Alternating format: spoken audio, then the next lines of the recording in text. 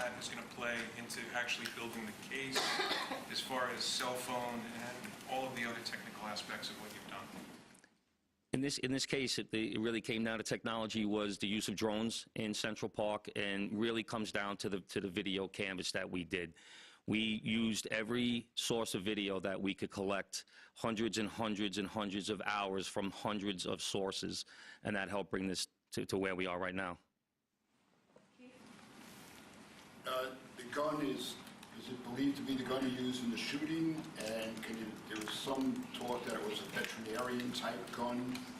Is that accurate? No, as of right now, the information we're getting from Altoona is that the gun appears to be a ghost gun. May have been made on a 3D printer. The capability of firing a 9mm round, obviously that will come out during our ballistics testing.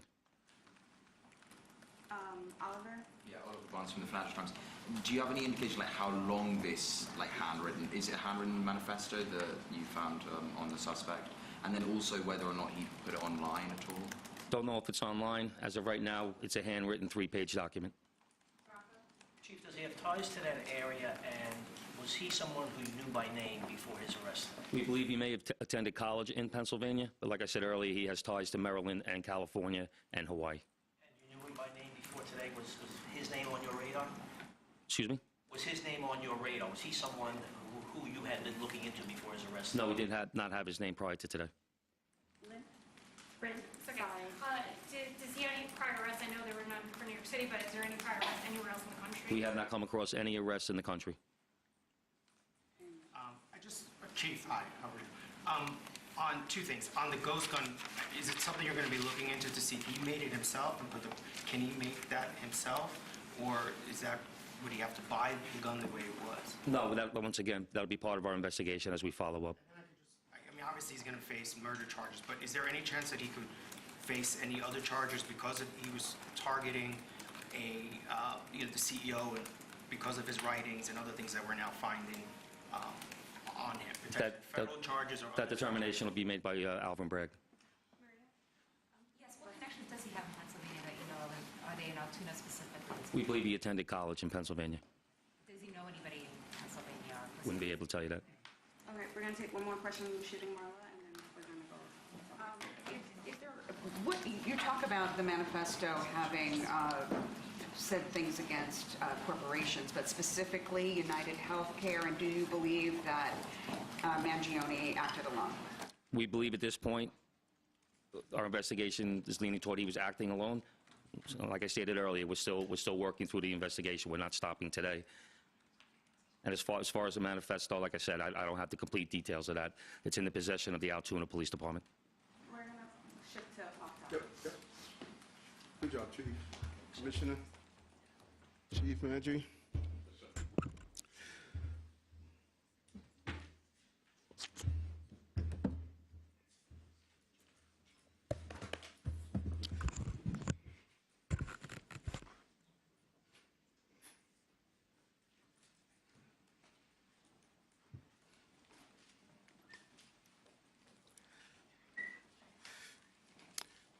Again, great job by the New York City Police Department. In certain aspects of this investigation and the crime itself is something that we have been zeroing in on, ghost guns. We have really talked about this since the beginning of the administration. They could be made on a 3D printer, and they are extremely dangerous, and we must do more on the federal level to clamp down on the availability of ghost guns.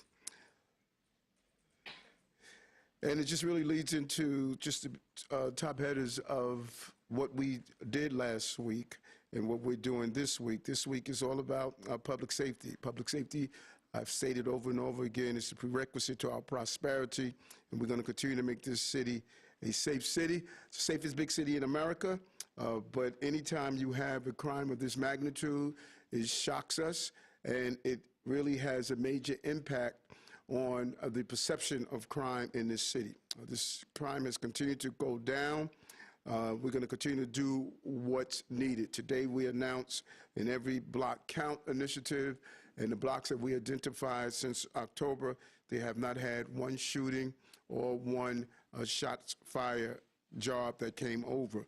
We're going to add that on to our community link operation that has resulted in over 1,000 operations and over 700 complaints resolved, nearly 16,000 summonses issued, and over 200 people placed in shelter. Our community link initiative is extremely important. It operates every day across the city, removing ghost cars, targeting illegal vendors, and addressing the everyday problems that make New Yorkers feel unsafe. The precincts where we have focused on our every block count is the 73rd precinct in Brooklyn and the 46th precinct in the Bronx. These two precincts have historically seen high rates of violent crimes and shooting incidents, and so we want to make sure we deal with all of those quality of life issues that impacts why criminal behavior takes place. We don't want to only to be reactive, we want to be proactive. Hats off to the team. It's a big belief on my part. You have to dismantle the historic walls that kept us from operating together. FDNY, DSNY, DOB, DEP, HBD, NYCHA, Parks, DOT, and other community-based organizations are all part of this initiative with the local block CEO and many, many more agencies. You know, last week we announced Axe the Tax for working class. We're really pleased with this initiative. $62 million will be going back to those who are at 150% of poverty line. When you add that with our earned income tax credit and the other initiatives that we put in place, it clearly shows how important it is for us to focus on working class, low-income working class people. We really want to thank Senator Leroy Comrie and State Assembly Member Ronnie Bichat-Hermelin for carrying the bill. So, Amaris, why don't we open the floor to a few questions? Hi, Mr. Mayor. How are you? Good. Other Good. big news today, Daniel Penny was found not guilty of Yes. the killing of Jordan Neely. I wanted to get your thoughts on that. And then another question. Last week on our morning show, you left the door open seemingly to rejoining the Republican Party. I wanted to know why you didn't say you're a proud Democrat. Do you find issues with your own party? First, you know, as I stated when this incident first happened with Jordan, that's my son's name. And so, you know, these incidents that happen in the city is not only professional, but they're personal, and we take that with us. Jordan should not have had to die. And I strongly believe, as I've been stating, probably from day one, we have a mental health system that is broken. When you have someone repeatedly going through that system, that's a signature of failure. And we need help in Albany and in the city council. We can't sit back and mourn the loss of someone that is caught up in this system when we're not taking the action every day. But a jury of his peers heard the case, saw all the facts and all the evidence, and made a decision. And I joined D.A. Braggs in stating that I respect the process. And then on my second question last week on leaving the door open about joining the Republican Party on our morning show, why didn't you say you're a proud Democrat, and do you find issues with your own party? No, it's amazing how things take legs and create their own creative writing style. I never stated that I was not running as a Democrat. I ran as a Democrat as a senator, as a borough president, as a mayor, and I won. I'm running as a Democrat. I was on Channel 11, and they asked the same question. I said the same thing. I am true blue, but I'm also a true blue-collar mayor. And the American people in general, but specifically here in the city of New York, they're tired of this squabbling after campaigns are over. I don't think anything is more infuriating than while you are dealing with everyday crisis, people are having an intellectual conversation of parties. When I took office as a police officer and as an elected official, I pledged allegiance to the United States of America. That's what I said on your show. And how did I run wild? That's just the nature of the creativity that comes from your industry. I ran as a Democrat, I'm going to run as a Democrat, and I'm going to win as a Democrat like I did the last time. Good to see you. How are you? Not too bad. How are you doing? Good, good. I was wondering if you could follow up on another comment you made over the weekend about the potential of invoking executive action to override the council and sanctuary city laws. Can you give us any other details about what you're considering doing? I think you expressed why, but any details about any new policy you're presenting? And one quick follow-up to Kelly's question. Do you think the verdict in the Daniel Penny case says anything about the mood of the city, and do you feel like it opens the door for maybe more of these interactions of people taking justice into their hands, so to speak? Yeah, good question. And I'll answer the latter first. What you see, what people often do, a lot of people make interpretations, about trials, but juries are in the courtroom. They're hearing every piece of evidence. They are hearing the testimonies. They have to make the decision, and that's the system that we have. And actually, it is probably one of the best systems on the globe. And I think the juries heard the evidence and made a determination based on the evidence that they heard. And does it impact what's going to happen throughout the city, that people are not going to take action or going to take action? I don't think it does. I think that oftentimes people make these decisions when they are in the midst of it. And there's a desire of New Yorkers to help out those who are in need. There's a desire of New Yorkers to always respond when they believe it's necessary. And I don't think that is going to change in any way. This is not the first time, and I'm sure it's not going to be the last time, that individuals take actions, and people are going to question about those actions that happen. But at the cornerstone and the heart of this is that this young man, like so many others that are on our subway systems, I made it clear. That's not a place to sleep, to live. That's not a place to be. And when they need help, we need to give them the help that they have. What was your first question? Quickly, if you could give us any more details about what you're That's the thinking sanctuary about city. the sanctuary city. I have not been unclear about this. I've been extremely clear. I've said it over and over again. I said it last year sometime. The part of the law that the city council they have refused to change, that we cannot communicate with ICE when people commit serious violent acts. I disagree with that. That was not the sanctuary city law that Mayor Koch put in place. It was not the sanctuary city law that Mayor Bloomberg did. The previous administration made a major change. And there was a report over the weekend where a councilperson stated that, why don't you just open up the federal ICE office on Rikers Island? We can't. It's right. So, one should know what the law is and what the law isn't. And if I had legal standings to overturn that law, then that's the conversation I want to have with the court counsel. When we feel the law is unjust, we go to our court counsel and say, do we have legal standards? We're not going to do frivolous lawsuits just to say we're doing a lawsuit. I was just curious, are you going to add crime? Because there is a list of crimes where someone committed them. You can release a detainer if ICE has a judicial warrant. So is it a matter of adding more crimes? Is it a matter of what you just mentioned, allowing ICE to work on city property? Any specifics you can give us? My directions to the Corp Council was to give me my options on what I could do as the mayor and what EO I can actually put in place. They are looking through the options. They're extremely clear on my feelings about people who harm innocent New Yorkers and people who harm migrants and asylum seekers. I'm clear on that no one in this city should be the victim of a violent crime. And so they're looking at that, and once we make a determination, I can circle back. Mr. Mayor, Yes. how are How are you? Good, thank you. I just wanted to circle back onto the Daniel Penny verdict. Should the governor remove District Attorney Alvin Bragg after losing this case, which you previously signalled is a case that should not have been brought forward? And then I just wanted to follow up with, is the jury's decision a reflection that New Yorkers are sick of a soft-on-crime justice system? Sick of what? They're sick of a soft-on-crime justice system. No, she should not remove D.A. Bragg's.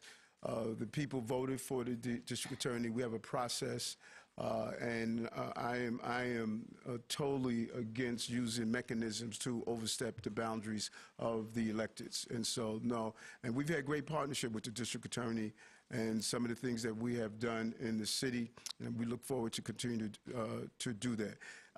New Yorkers have always been tired of things that allow people who commit violent acts to be part of a revolving door system. I've talked about this over and over again, that we need to deal with those who are repeatedly dealing with carrying out violent acts and those who need help. I mean, 18 to 20% of those who are on Rikers Island have severe mental health issues. 51% have mental health issues.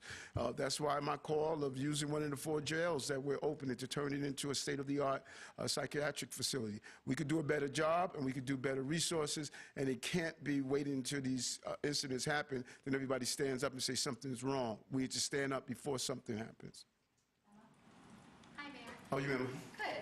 When you meet with Tom Homan this week, are Yes. you planning to talk with him about migrants who are living in the shelter system? And do you plan to express anything to him about the threats of deportation, about your concerns about people who are here who are law-abiding? We're going to have a host of conversations, but at the root of my conversation is how do we secure our border.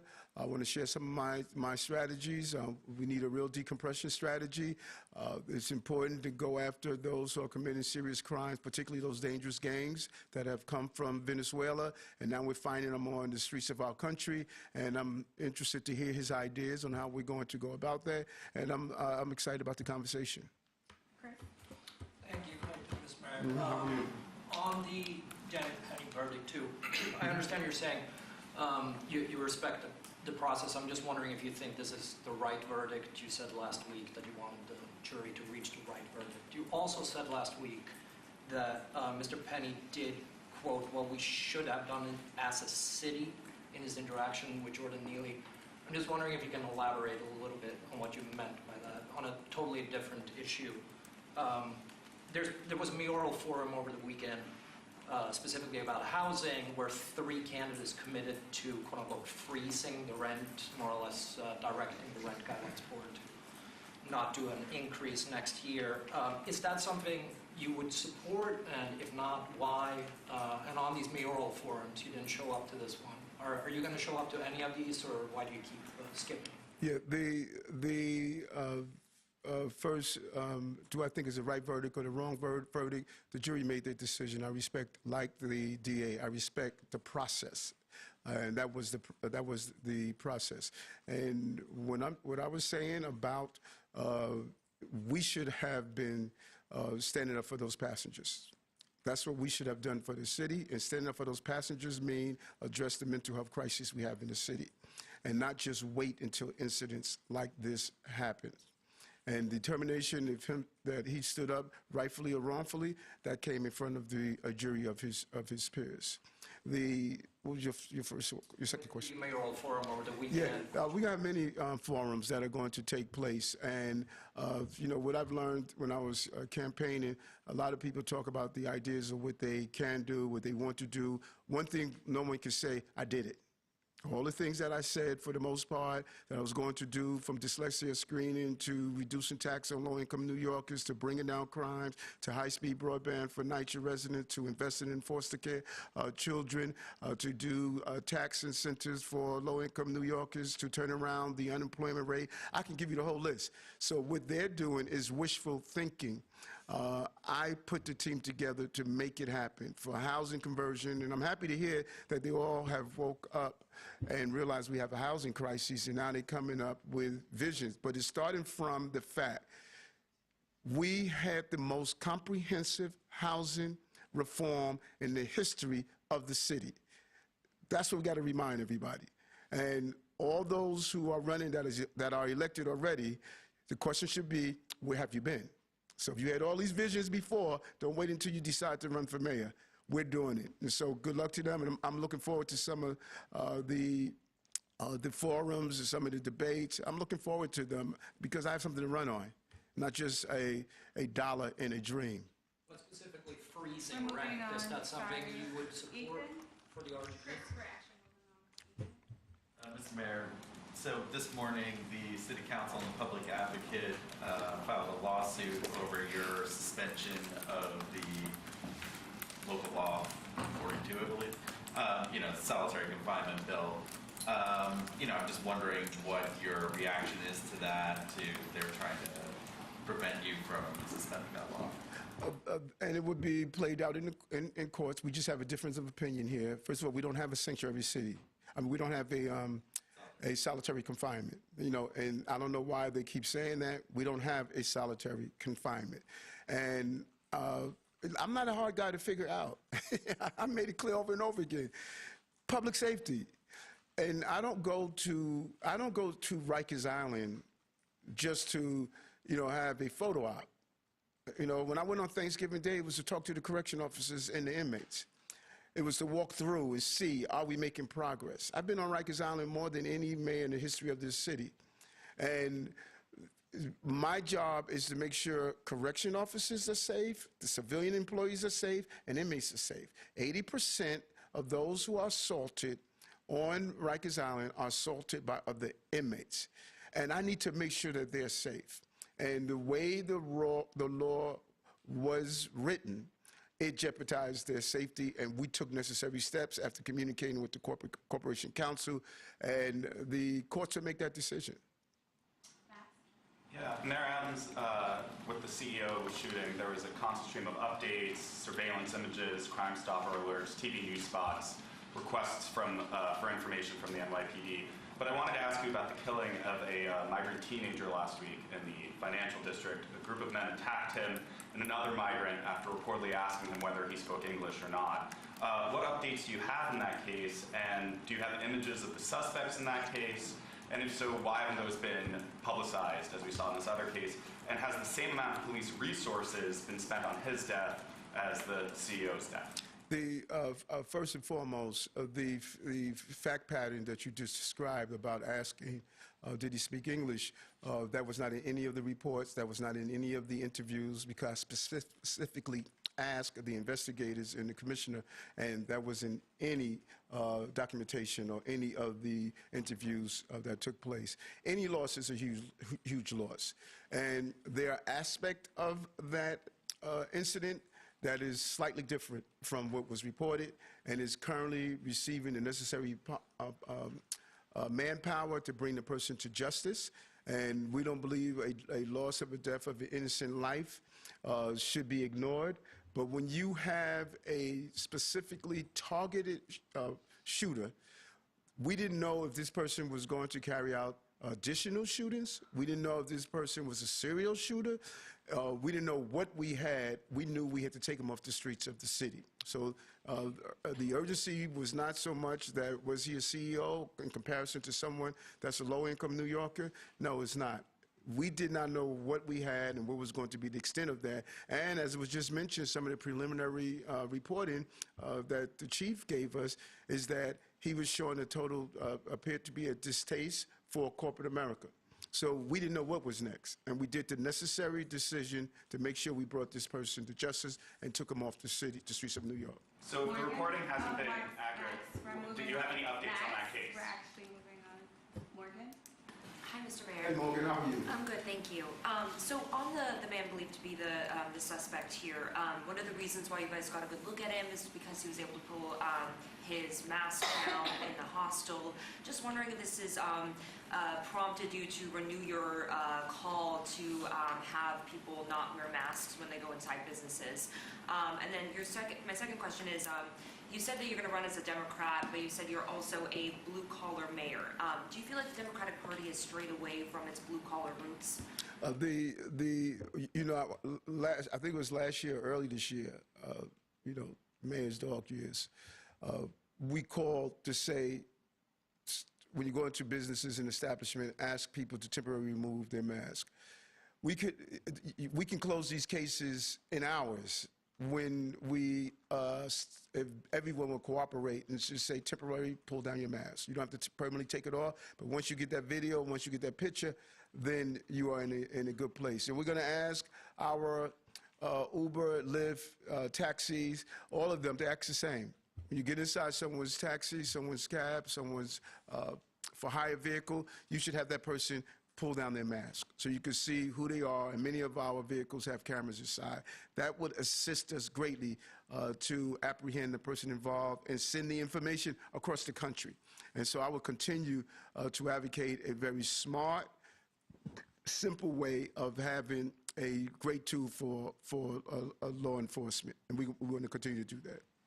And then the second question, you said that you're going to run as a Democrat, Yes. but Oh, the so you're Democratic also- groups, yeah. right. No, I think that we are not doing a good job in speaking to working class people. And I've said this over and over again, and I said it pre-election, that our conversation is and must be, as what we've attempted to do in this administration, from housing to bringing down the cost of child care to all the other initiatives. We wanted to speak to working class people, and that's what I hear from working class people every day. And while they are hurting, they don't want this intellectual conversation that I believe the party started to do. You look at what we did here in New York.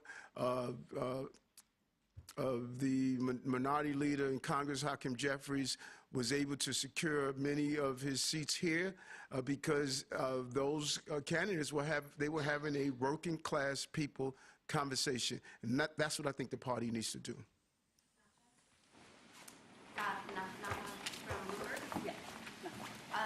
About the mask ban, Yes. I know that the governor has also been talking about pushing for a ban maybe in subways.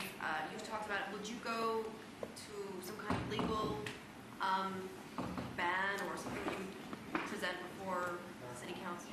I think it's a combination from our preliminary review. It's a combination from the city council and a combination from the state. We had a ban in place, and it was removed after COVID. I think we need to re-examine having that put back in place. And I know the governor has voiced some interest in it, and I think that what we saw here, maybe this would give the wind in the sail to bring this home. One thing is clear that, thank God, this person didn't go out and harm other individuals. The longer he stayed on the streets, the more dangerous it could have been. Hi, Mr. Mayor. What's up, Liz? How are you? Good. Just wanted to clarify something. You talked about this last week, too. Yes. Would you prefer to see an undocumented person who's accused of a violent crime? Would you prefer to see that person serve out their sentence before being handed over to federal authorities? Or would you be willing to hand them over to federal authorities before that verdict and before the sentencing is announced? My desire is to give the member of the public who's the victim of that crime, they should serve their sentence. I want to hear what the borders are, what his ideas are, because justice is making sure that person serves a sentence. If that person commits a serious violent act and he's automatically cut loose, we can find that person back on our streets. And you can find that person, not every country will make sure that person serves out his time. If there's a way to have an agreement that they serve out their time in that country, I can live with that. But I think a family member who lost a loved one, who was viciously assaulted, who was harmed in serious ways, particularly our 7 major crimes, they should get some sort of justice. And many of our borders in other countries lax in ensuring that that person does not come back into our city. Nothing would be more horrific that a person commits a serious crime and that person is immediately released without serving that time, and that family is not receiving any justice, and they come back on our streets. That's why we have to secure our border. The